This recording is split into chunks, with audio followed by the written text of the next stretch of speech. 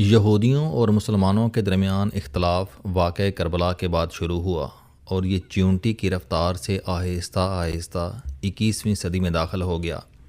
کربلا کا یہودیوں کے ساتھ کیا تعلق ہے، اس کی طرف آنے سے پہلے ہمیں بنی اسرائیل، عیسائیت اور اسلام کے درمیان فرق سمجھنا ہوگا۔ تورات اللہ تعالیٰ کی طرف سے انسانوں پر پہلی اور زبور دوسری کتاب تھی۔ ان دونوں کتابوں میں اللہ کے آخری نبی یعنی مسیحا کا ذکر ہے۔ بنی اسرائیل کی روایات میں بھی یہ موجود ہے اور حضرت داؤد علیہ السلام اور حضرت سلیمان علیہ السلام کی تعلیمات میں بھی۔ حضرت عیسیٰ علیہ السلام تشریف لائے تو عیسائیوں نے انہیں مسیحا قرار دے دیا، لیکن یہودیوں نے انہیں ماننے سے انکار کر دیا۔ یوں یہودیت اس نقطے پر رک گئی۔ حضرت عیسیٰ علیہ السلام کو جب لوگوں نے مسیحا کہنا شروع کیا تو انہوں نے اس تاثر کی نفی کی اور فرمایا کہ مسیحا میرے بعد آئے گا اور وہ آخری نبی ہوگا، مگر عیسائیوں نے اس حکم کے باوجود حضرت عیسیٰ علیہ السلام کو مسیحا، خدا کا بیٹا اور آخری نبی ڈکلیئر کر دیا۔ چنانچہ یہ بھی یہاں رک گئے۔ نبی اکرم صلی اللہ علیہ وآلہ وسلم تشریف لائے اور نبوت اور مزید مذاہب کا سلسلہ ختم ہو گیا، لیکن یہودیوں اور عیسائیوں دونوں نے اسلام اور رسول اللہ صلی اللہ علیہ وسلم کو ماننے سے انکار کر دیا، جس کے بعد تین مذاہب نے الگ الگ باؤنڈریز بنا لیں۔ تاہم ان باؤنڈریز کے باوجود یہ تینوں ایک خدا، فرشتوں، کتاب اور روز آخرت پر متفق ہیں۔ یوں یہ کم و بیش ایک ہی زنجیر کی کڑیاں ہیں۔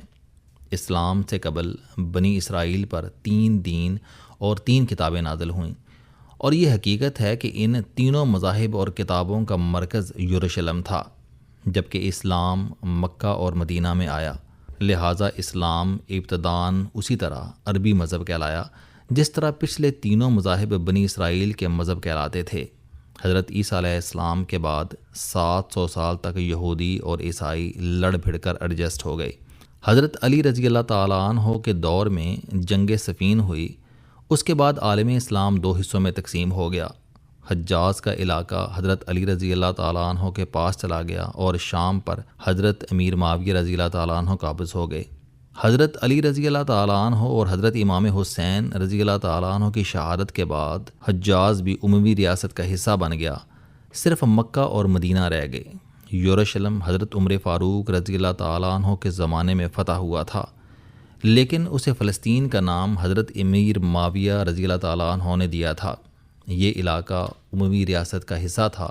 یزید کے زمانے میں کربلا کا واقعہ پیش آیا اور امیوں نے حضرت علی رضی اللہ تعالیٰ عنہ کے خاندان کے تمام مرد شہید کر دیے۔ صرف حضرت امام زین العابدین رضی اللہ تعالیٰ عنہ بیماری کی وجہ سے محفوظ رہے۔ کربلا کے بعد پورا عرب امویوں کے پاس چلا گیا، جس کے بعد دارالحکومت حجاز سے نکل کر دمشق میں آ گیا۔ اموی خلفاء بہت طاقتور تھے، لیکن واقعہ کربلا کی وجہ سے مکہ اور مدینہ میں قدم رکھتے ہوئے ڈرتے تھے۔ وہ حج کے لیے بھی حجاز مقدس نہیں جاتے تھے۔ خلیفہ عبد الملک بن مروان 5واں اموی خلیفہ تھا۔ وہ 685 عیسوی سے 705 عیسوی تک تقریباً 20 سال خلیفہ رہا۔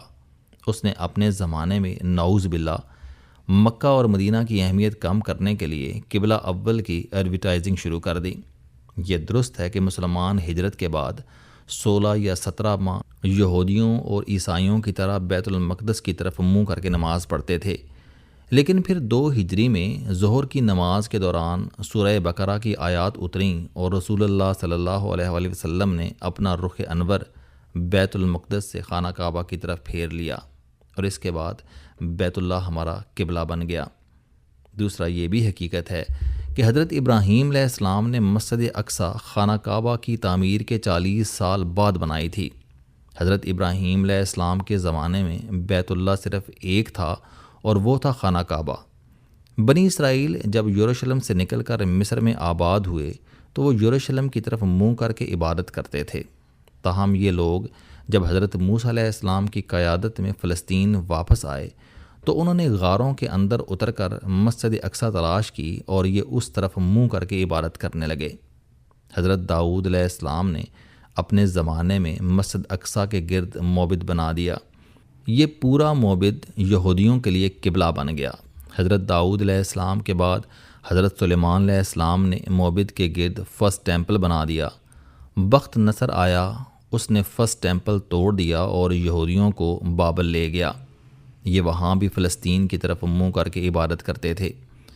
سائرس اعظم کے زمانے میں یہودی واپس آئے اور فرسٹ ٹیمپل کے آثار پر سیکنڈ ٹیمپل بنایا اور اس کی طرف منہ کر کے عبادت کرنے لگے۔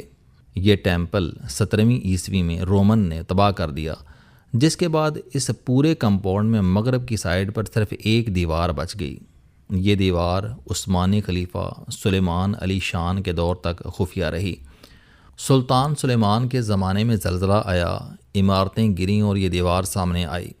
سلطان سلیمان نے یہودی، عیسائی اور مسلمان علماء سے دیوار کی تصدیق کرائی اور اسے مقدس قرار دے کر یہودیوں کے حوالے کر دیا۔ یہ دیوار آج ویسٹ وال یا دیوار گریا کہلاتی ہے اور یہودیوں کے لیے انتہائی اہم ہے۔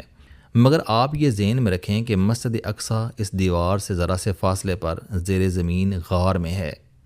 مسلمان حضرت ابراہیم علیہ السلام سے مناسبت کی وجہ سے اس کا احترام کرتے تھے، لیکن یہ کبھی خانہ کعبہ سے زیادہ اہم نہیں رہی۔ یہودیوں نے بھی اسے کبھی دیوار گریا سے زیادہ اہمیت نہیں دی۔ خلیفہ عبد الملک بن مروان کے زمانے میں یہاں کچھ بھی نہیں تھا، دیوار گریا تک نہیں تھی، صرف چھوٹی سی مسجد اقصیٰ تھی۔ خلیفہ نے قبلہ اول کو قبلہ دوم کے مقابلے میں اہمیت دینے کا فیصلہ کیا۔ اس نے دمشق کے عالم دین رجا بن ہیوا اور یروشلم کے اسکالر یزید بن سلام کو ذمہ داری سونپی اور دونوں نے یہودیوں کے سیکنڈ ٹیمپل کی جگہ ڈوم آف دی راک بنا دیا۔ یہ سنہری گنبد کی وسیع عمارت تھی جسے عربی زبان میں قبلۃ الصغریٰ کہا جاتا ہے۔ آپ یہاں یہ بھی ذہن میں رکھیں کہ حضرت ابراہیم علیہ السلام کی تعمیر کردہ مسجد اقصیٰ اس ڈوم سے ذرا سے فاصلے پر زیر زمین ہے۔ ڈوم آف دی راک کے نیچے دراصل وہ چٹان ہے جہاں سے حضور اکرم صلی اللہ علیہ وآلہ وسلم معراج کے لیے تشریف لے گئے تھے۔ یہ علاقہ ماضی میں پہاڑی تھا اور یہ ٹیمپلز یعنی فرسٹ اینڈ سیکنڈ ٹیمپل کی وجہ سے ٹیمپل ماؤنٹین کہلاتا تھا۔ خلیفہ عبد الملک نے اس ٹیمپل ماؤنٹین پر یہودیوں کے دونوں ٹیمپلز کی جگہ پر اس نوعیت کی عمارت بنائی کہ معراج کی جگہ اور مسجد اقصیٰ دونوں اس کے احاطے میں آ گئیں، اور یہاں سے وہ مسئلہ شروع ہو گیا جو 2026 تک حل نہیں ہو رہا۔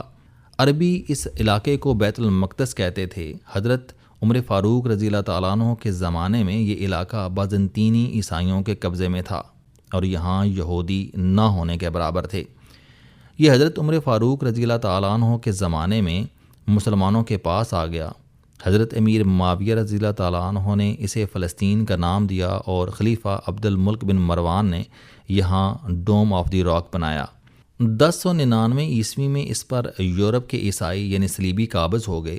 سلطان صلاح الدین ایوبی نے 1187 میں یہ دوبارہ واپس لے لیا اور یہ اس کے بعد پہلی جنگ عظیم تک مسلمانوں کے قبضے میں رہا۔ یہ 1516 سے لے کر 1520 عیسوی تک 400 سال عثمانی خلافت کا حصہ رہا۔ اس دوران پورے عالم اسلام سے مسلمان آتے رہے اور یہاں آباد ہوتے رہے۔ مسلمانوں کے بعد یہاں سب سے بڑی آبادی عیسائیوں کی تھی، جبکہ یہودی چند ہزار سے زیادہ نہیں تھے۔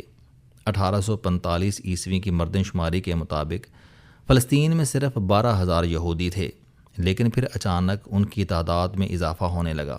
یہ 1914 میں 85,000 ہو گئے۔ آبادی کے اس جم کی وجہ سوئٹزرلینڈ کا یہودی صحافی اور مصنف تھیوڈور ہرزل تھا۔ وہ اسٹیرین ہنگرین تھا، سوئٹزرلینڈ کے شہر باسل میں رہتا تھا۔ اس نے باسل میں ورلڈ زائنسٹ آرگنائزیشن کی بنیاد رکھی اور جیوش اسٹیٹ کے نام سے کتاب لکھی۔ اسرائیل کا تصور اس کتاب میں تھا۔ اس نے 1897 عیسوی میں باسل میں دنیا کی پہلی زائنسٹ کانفرنس بھی کی۔ اس میں دنیا بھر کے 200 امیر اور بااثر یہودی شامل ہوئے اور انہوں نے اسرائیل کے نام سے ملک بنانے کا فیصلہ کیا۔ میں کہانی کو آگے بڑھانے سے قبل آپ کو زیون کے بارے میں بھی بتاتا چلوں۔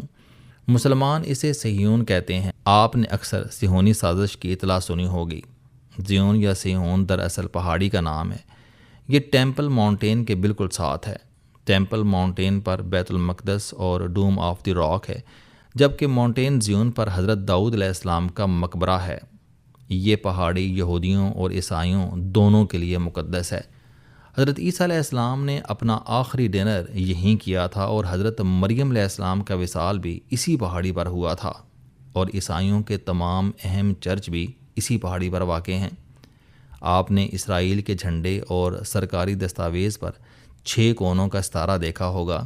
یہ ستارہ حضرت داؤد علیہ السلام کی ڈھال پر کھدا تھا۔ یہ اس مناسبت سے سٹار آف ڈیوڈ کہلاتا ہے۔ یہ بعد ازاں حضرت داؤد علیہ السلام کی ریاست کی مہر بھی بن گیا۔ ماؤنٹین زیون پر حضرت داؤد علیہ السلام کے مقبرے پر بھی یہ ستارہ بنا ہوا ہے، لہٰذا یہودی بھی ماؤنٹین زیون کا بہت احترام کرتے ہیں۔ 586 قبل مسیح میں انہیں بخت نصر بابل لے گیا۔ یہ 50 سال اس کی حراست میں رہے۔ بخت نصر نے انہیں جس علاقے میں رکھا تھا اس کا نام تلبیب تھا۔ یہ فارسی زبان کا لفظ ہے جس کا مطلب پہاڑی نالا ہوتا ہے۔ یہ لوگ پہاڑی نالے کے قریب آباد تھے، چنانچہ وہ علاقہ تلبیب کہلاتا تھا۔ یہودیوں نے 1900 عیسوی میں فلسطین واپس آنے کے بعد جب اپنا پہلا شہر بنایا تو انہوں نے اس کا نام تلبیب رکھا۔ یہ بعد ازاں اسرائیل کا پہلا دارالحکومت بنا۔ بخت نصر کے زمانے میں یہودیوں کے 2 لیڈروں نے ماؤنٹ زیون کے نام سے خفیہ تنظیم بنائی، سٹار آف ڈیوڈ اس کا نشان رکھا، اور سائرس اول یعنی ذوالقرنین کو بابل پر حملے کی تحریک دینے لگے۔ سائرس نے جب بابل پر حملہ کیا تو یہودیوں نے اس کی بھرپور مدد کی۔ یہ دنیا میں پہلی صہیونی سازش تھی۔ اس واقعے کو ذہن میں رکھ کر 2500 سال بعد تھیوڈور ہرزل نے ماؤنٹ زیون کی یاد میں ورلڈ زائنسٹ آرگنائزیشن بنائی۔ 1897 عیسوی میں سلطان عبد الحمید دوم خلافت عثمانی کا سلطان تھا۔ تھیوڈور ہرزل سلطان سے ملا اور اس سے درخواست کی کہ 500 سال سے یہودیوں پر فلسطین میں آباد کاری پر پابندی ہے، آپ مہربانی کر کے ہم سے یہ پابندی اٹھا لیں۔ سلطان اس کی دل آویز شخصیت اور انداز گفتگو سے متاثر ہو گیا، اور اس نے 1902 عیسوی میں یہودیوں کو فلسطین میں آباد کاری کی اجازت دے دی، جس کے بعد باسل کانفرنس کے 200 امیر یہودیوں نے دنیا بھر میں پھیلے یہودیوں کو تحریک اور مالی مدد دی، اور یہ دھڑا دھڑ فلسطین آنے لگے۔ یہودیوں نے 1909 عیسوی میں تلبیب شہر آباد کیا، اور یوں 1914 میں ان کی تعداد 85,000 ہو گئی۔ اس وقت تک فلسطین کی کل آبادی 13 لاکھ تھی۔ ان 13 لاکھ میں مسلمان 11 لاکھ اور عیسائی 2 لاکھ تھے، جبکہ یہودی صرف 85,000 تھے۔ 1917 عیسوی میں آرتھر بالفور برطانیہ کا وزیر خارجہ تھا۔ وہ خود کو زائنسٹ کرسچین کہتا تھا۔ اس نے ماڈرن ہسٹری میں پہلی مرتبہ یہودی ریاست کے قیام کا اعلان کیا۔ یہ اعلان بلفور ڈکلیریشن کہلایا، اور یہ آنے والے دنوں میں اسرائیل کی بنیاد بنا۔ ہم قصے کو مزید مختصر کرتے ہیں۔ 1919 عیسوی میں خلافت عثمانیہ کے خاتمے کے بعد اتحادیوں نے عرب کو عراق، شام، لبنان، اردن اور فلسطین 5 حصوں میں تقسیم کر دیا۔ 4 ملک عراق، شام، لبنان اور اردن آزاد تھے، جبکہ فلسطین کو برطانیہ نے اپنے قبضے میں لے لیا۔ دنیا اس فیصلے پر حیران ہوئی، لیکن جب برطانیہ کی عاشیر بات سے دنیا بھر سے یہودی فلسطین آ کر آباد ہونے لگے اور منہ مانگی قیمت دے کر فلسطینیوں کی جائیدادیں اور زمینیں خریدنے لگے، تو سمجھداروں کو برطانیہ کے عزائم کا اندازہ ہو گیا۔ مگر اسلامی دنیا اس وقت بہت کمزور تھی۔ عرب اپنی سروائیول کی جنگ لڑ رہے تھے، لہٰذا مسلمانوں کے پاس برداشت کے علاوہ کوئی چارہ نہیں تھا۔ عرب بعد ازاں مزید تقسیم ہوا، اور اس میں سے 1932 عیسوی میں سعودی عرب نے جنم لیا، اور پھر UAE، قطر، بحرین، کویت اور عمان پیدا ہو گئے۔ دوسری طرف یمن، مصر، لیبیا اور المغرب بنے۔ المغرب بعد ازاں مراکو، تیونس اور الجیریا میں تقسیم ہو گیا۔ تاہم ان ملکوں کی پیدائش کا معاملہ مڈل ایسٹ یعنی سینٹرل عرب سے مختلف تھا۔ بہرحال قصہ مزید مختصر، برطانیہ 1920 سے 1940 تک دنیا بھر سے یہودیوں کو لا کر فلسطین میں آباد کرتا رہا، یہاں تک کہ فلسطین میں 1948 عیسوی میں یہودیوں کی تعداد 6,30,000 ہو گئی۔ عرب مسلمان اس وقت بھی 12.5 لاکھ تھے۔ یہودیوں نے دوسری جنگ عظیم کا فائدہ اٹھاتے ہوئے عرب مسلمانوں پر حملے شروع کر دیے۔ برطانیہ جنگ میں کمزور ہو چکا تھا۔